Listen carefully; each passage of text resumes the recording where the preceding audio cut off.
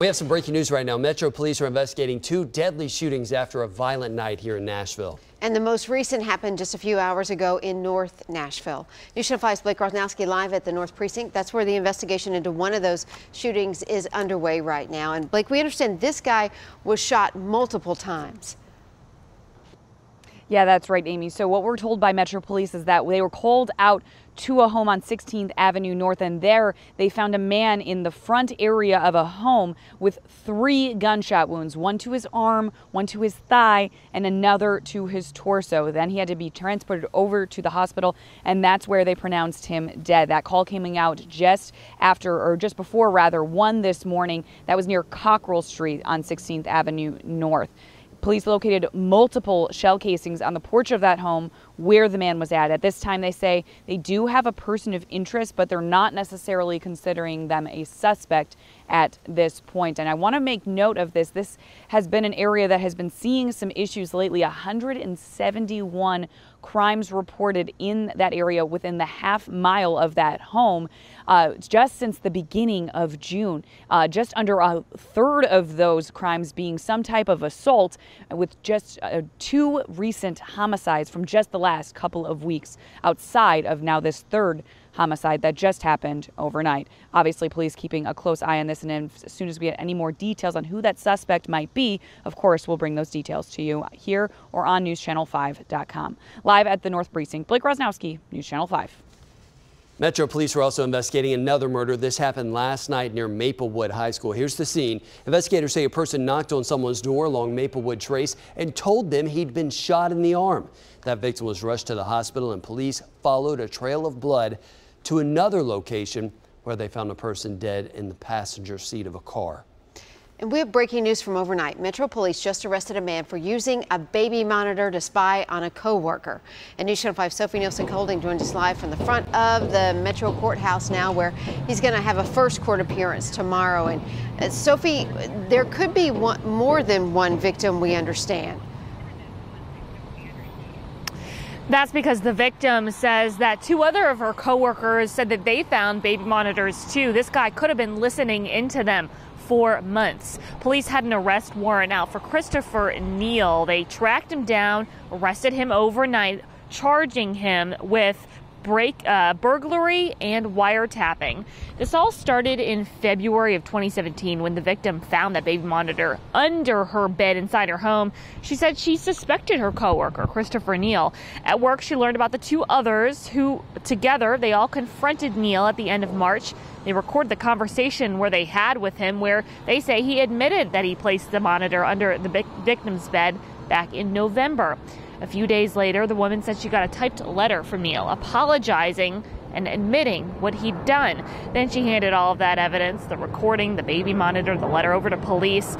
Neal said that he got into the victim's home when he saw someone punch in the code to her front door at a party. He memorized the code and used that code to get back in to plant the baby monitor. No word on if those other 2 coworkers are pressing charges. Neal's supposed to be in court tomorrow morning at 9:55 for his first appearance. Live at the courthouse, Sophie Nielsen-Colding, News Channel 5.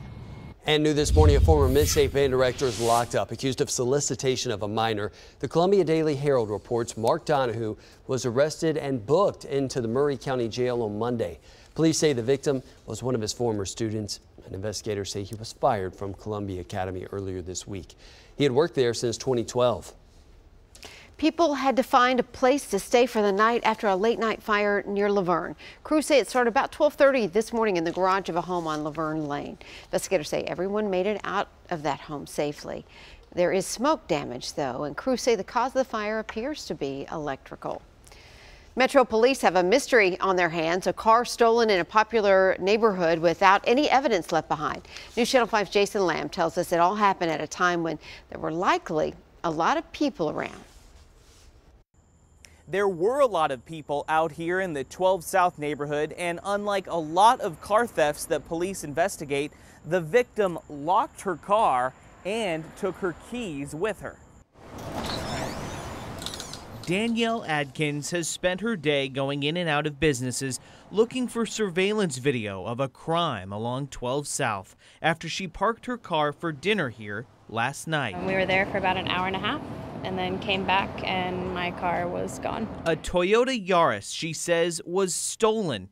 She says police confirmed the car wasn't towed away, and police said they couldn't find any broken glass nearby, even though there was a big downpour that could have washed some of it away. I had a bit of an ugly cry moment right there for a minute, and then, you know, after that it was more just, okay, this happened, now we have to call everyone, you know. What's worse, Danielle says she was doing everything police say you should do to keep your car safe. Yeah, no, we had the car locked. I have my keys with me, and then I have the spare key in my apartment, so they don't have anything like that. Video of clean getaways with locked cars has gone viral before.